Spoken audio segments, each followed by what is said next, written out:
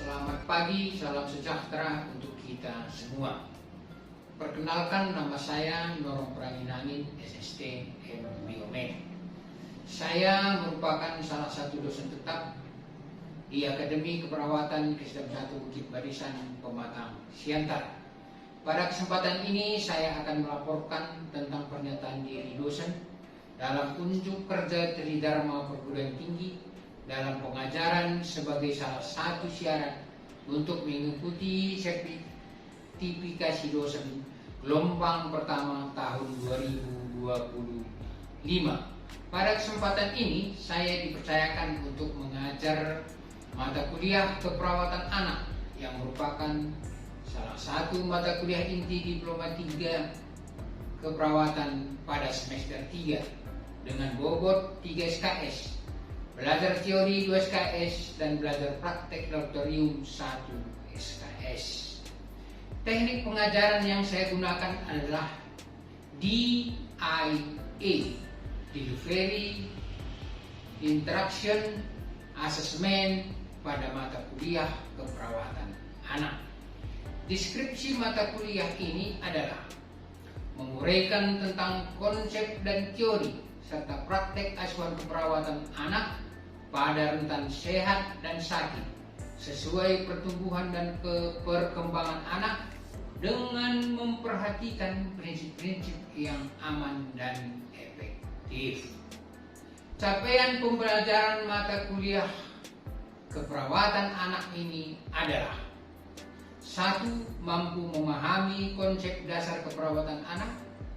2. Mampu memahami tren dan isu keperawatan anak. 3. Mampu memahami konsep keperawatan anak sehat. 4. Mampu melaksanakan praktek screening tumbuh kembang anak. 5. Mampu memahami konsep dan melaksanakan praktek neonatus. 6. Mampu menguasai konsep asuhan perawatan pada anak sakit. 7. Mampu menguasai konsep asuhan keperawatan pada anak dengan gangguan pemenuhan kebutuhan oksigen. 8. Mampu menguasai konsep asuhan keperawatan dan pemenuhan kebutuhan pada gangguan pemenuhan cairan dan elektrolit. 9. Mampu menguasai konsep asuhan keperawatan praktek pada anak dengan gangguan pemenuhan kebutuhan nutrisi. 10. Mampu menguasai asuhan keperawatan dan praktek pada anak dengan gangguan kebutuhan aktivitas. Dan 11. Mampu menguasai konsep asuhan keperawatan dan praktek pada anak dengan gangguan kebutuhan aman dan nyaman. 12. Mampu menguasai konsep asuhan keperawatan dan praktek pada anak dengan gangguan kebutuhan khusus. 13. Mampu menguasai konsep asuhan keperawatan dan melaksanakan praktek pada bayi dan anak. Proses kegiatan pembelajaran ini dilakukan secara tatap muka 16 kali pada teori dan praktek 16 kali di laboratorium, dan akan dilanjutkan praktek di rumah sakit untuk penerapan secara langsung pada semester berikutnya. Sistem penilaian pada mata kuliah keperawatan anak ini terdiri dari ujian tengah semester 25%, penugasan 25%, ujian akhir semester 30%, kuis 10%, dan partisipasi 10%. Total keseluruhan 100%. Berikut ini saya akan tampilkan pembelajaran secara tatap muka di ruang kelas. Siap.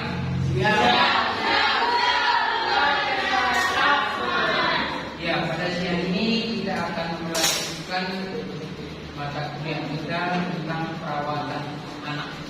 Di sini materi pada anak gangguan sistem persarapan dengan hidrosefalus. Pernah dengar penyakit hidrosefalus? Pernah? Ya, nanti kita pelajari dan kita nampak nanti bagaimana penderita hidrosefalus itu ya. Ini terjadi pada anak yang masih bayi, yang kranialnya itu, yang frontal, temporal itu belum menyatu. Jadi masih bisa dia merenggang ya. Jadi hidrosefalus itu adalah kondisi karena terjadi penumpukan cairan cerebrospinal di dalam otak yang menyebabkan pembengkakan ventrikel dan tekanan pada otak. Jadi ini nanti masalahnya cairan otak, ya, cairan otak. Cairan otak itu yang menyebabkan dia terjadi gangguan.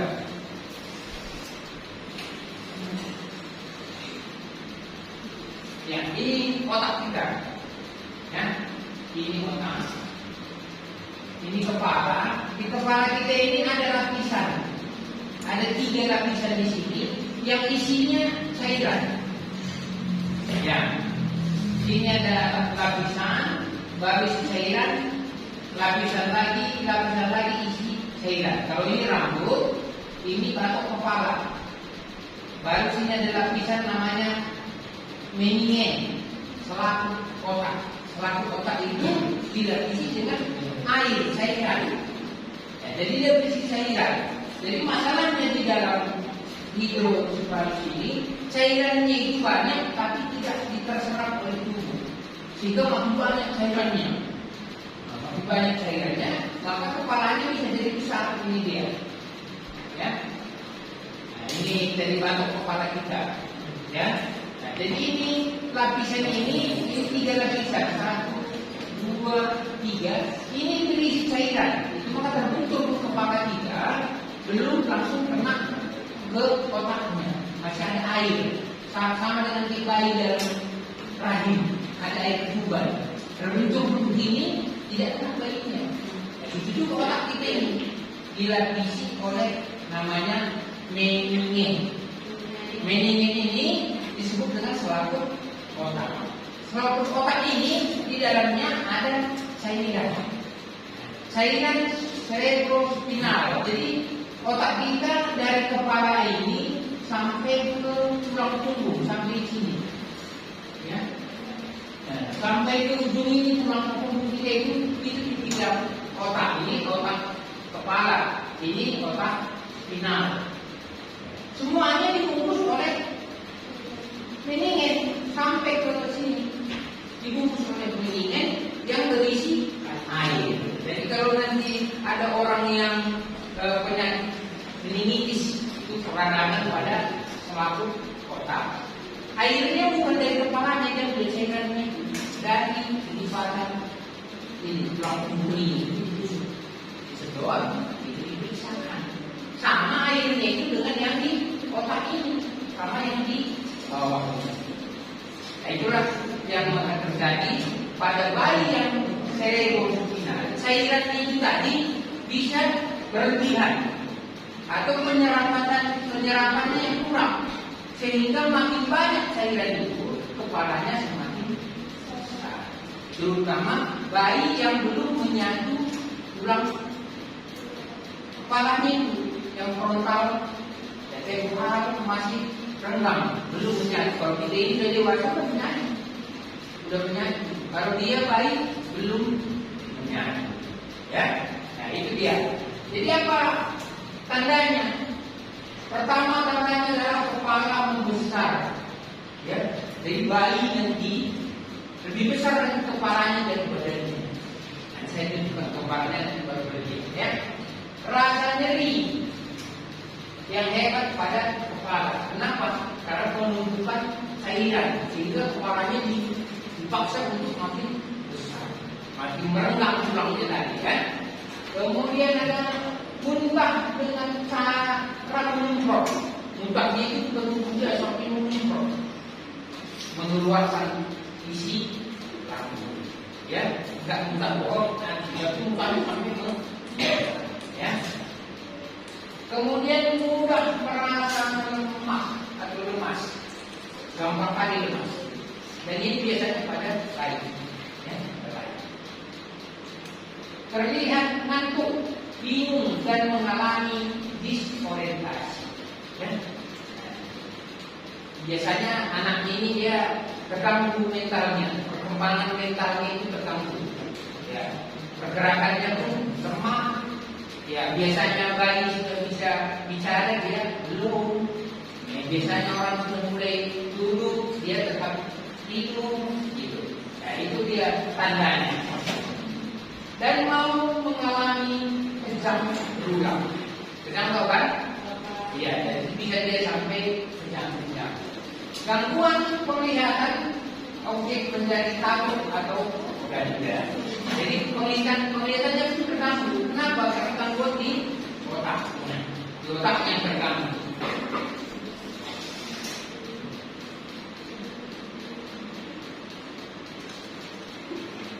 Ya, ini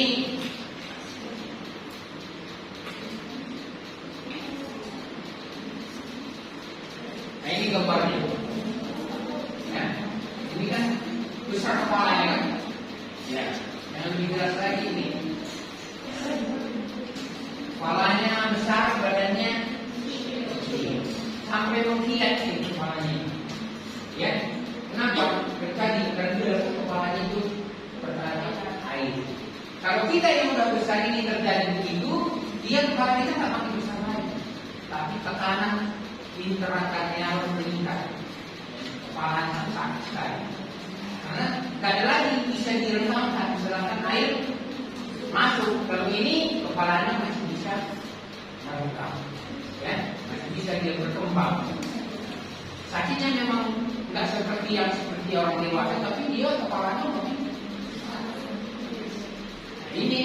Ini yang nanti kalian kalau masuk nanti kalian rumah sakit yang tipe A baru jumpa. Karena kalau ke rumah sakit kita tipe C, begitu G jumpa langsung di evakuasi, ya, langsung di evakuasi. Karena penanganannya harus di operasi. Maka jarang kita jumpa. Tapi kalau kita masuk ke rumah sakit tipe B ada tipe A, baru kita ya. Komplikasinya adalah peningkatan tekanan intrakranial.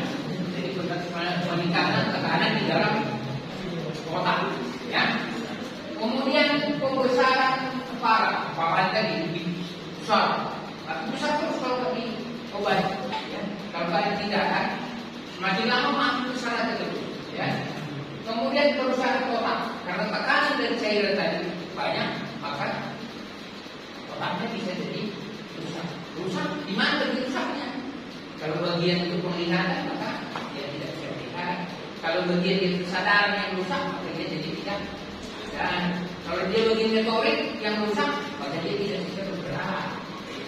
Ya, jadi kerusakan tergantung di mana rusaknya. Kemudian proses aliran darah terganggu, ya. Karena tekanan daripada cairan tadi banyak yang di dalam otak itu, maka terganggu proses peredaran darah di dalam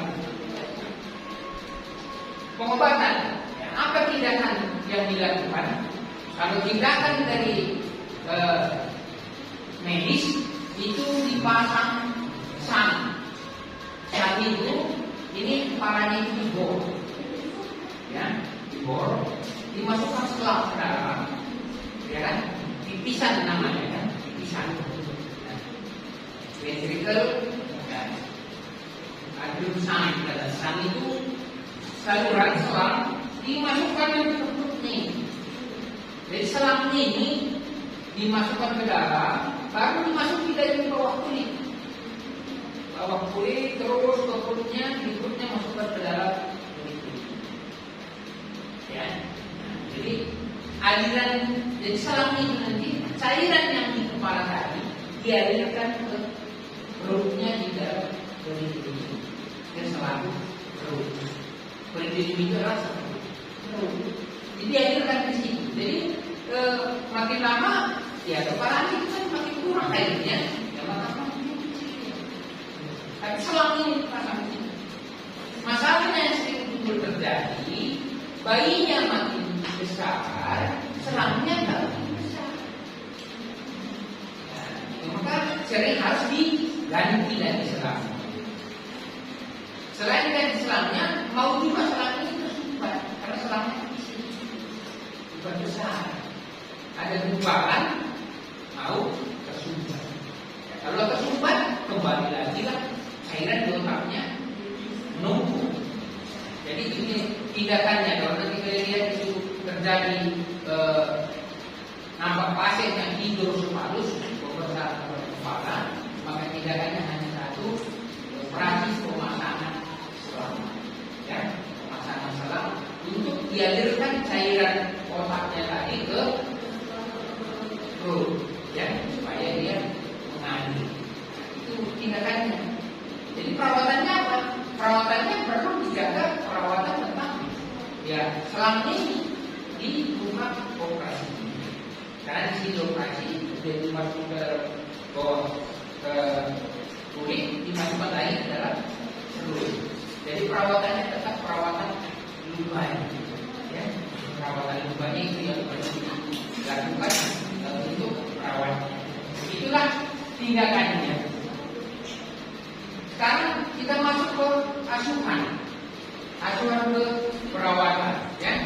Asuhan ke perawatan itu yang mulai dari kajian.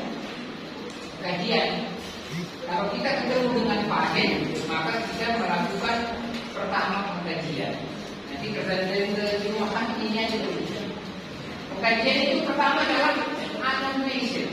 Anamnesis itu adalah bertanya, bisa ke pasiennya, bisa ke keluarga.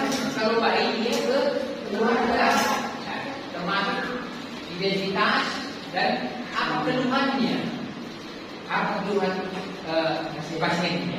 Itu anamnesis, bertanya, ya. Bertanya. Kemudian ada observasi tanda-tanda gejala. Itu memeriksa tanda-tanda gejala, ya. Matanya, ya, suhunya, ya. Kemudian nadinya itu yang sini. Kemudian lagi perlu ditanya mulai dia sejak lahir bagaimana keadaan. Apakah memang sudah langsung dia ada pembengkakan di kepalanya atau setelah berapa bulan? Nah, kemudian bagaimana perkembangan tumbangnya, ya, apa fisiknya dan ya pengetahuannya dan ya pergerakannya, ya itu perlu dipertanyakan. Kemudian masuk kita ke pemeriksaan fisik, ya. Nah, masuk pemeriksaan fisik inilah kita periksa. Pemeriksaan fisik ini kita dari kepala sampai ujung kaki. Seperti tadi, kepalanya sudah membesar sampai dia mengkilat, nampak penanya, ya, sampai nampak penanya. Itu karena sudah dia terlalu mekar, ya. Itu pemeriksaan fisik kita. Dan kita lihat matanya, ya. Nah, lihat wajahnya, semuanya dari kepala sampai ke kaki kita lakukan pemeriksaan. Itu disebut dengan pemeriksaan fisik, ya, dari rambut sampai ke kaki, ya. Nah, itu pemeriksaan fisik. Kemudian ada pemeriksaan diagnostik. Apa yang menentukan dia itu menjadi hidropatik, ya? Apa yang menentukan? Jadi pemeriksaan ini ada beberapa macam tadi kita tunjukkan. Kemudian perkembangan mentalnya, ya, perkembangan mental baik bayinya, begitu juga orang tua. Orang tua itu tergantung mentalnya menghadapi anaknya yang menderita hidropatik. Kemudian ada pengetahuan klien terhadap klien dan keluarga terhadap penyakit anaknya. Jadi juga perlu sekarang perlu kita berikan. Ya. Banyak orang tua tidak tahu tentang penyakit anaknya sehingga dia bingung-bingung, ya, bingung gelisah, nggak tahu berbuat apa. Kemudian masuk bisa ke diagnosa keperawatan dan intervensi.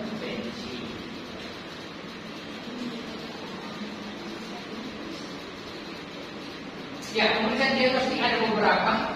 Yang pertama pemeriksaan neurologis, ini dokter yang memeriksakan.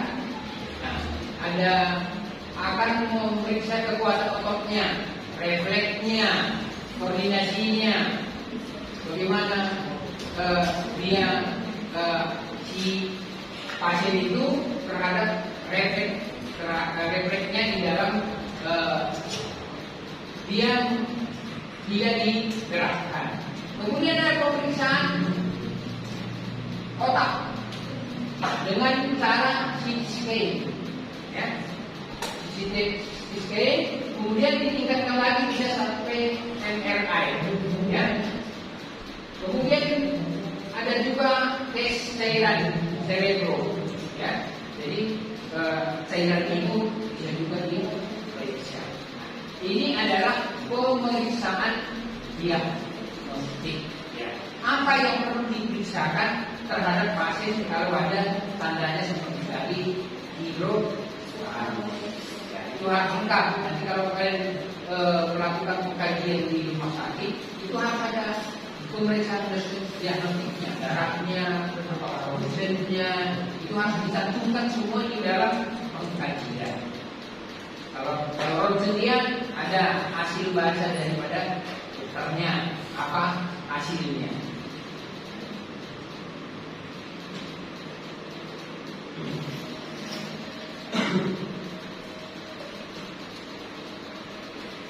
Kita lanjut ke perkembangan mental. Ini bagaimana tingkat perkembangan mental pada anak. Ya, biasanya kalau kita menderita penyakit seperti tadi cerebrospinal, maka dia biasanya terganggu perkembangan. Kemudian coping mekanisme, coping tahu apa? Pertahanan diri. Ya. Contohnya kalau ini berhubungan dengan kejiwaan. Kalau kita takut kita contohnya jelek, apakah kita itu selalu rajuk? Gitu. Ada apa coping kita? Ya. Saya kita bilang memang jelek tapi banyak cuma jelek daripada saya kan gitu kan? Ya, itu coping, ya kan? Coping mekanisme pertahanan diri kita. Ya. Oke, baru pengalaman dirawat di rumah sakit.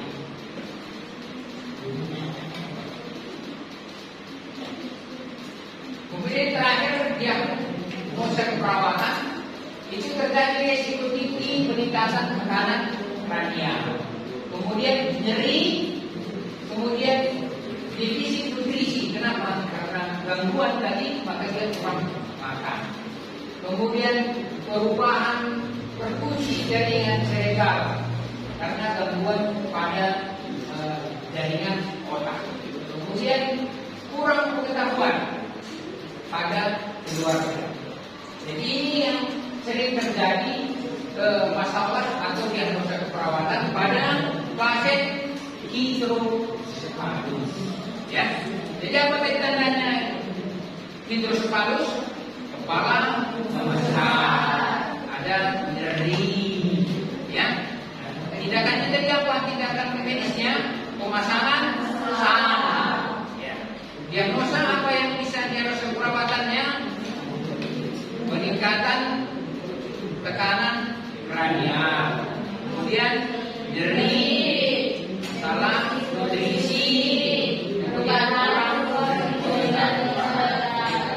jadi untuk intervensinya itu bisa kalian cari di SI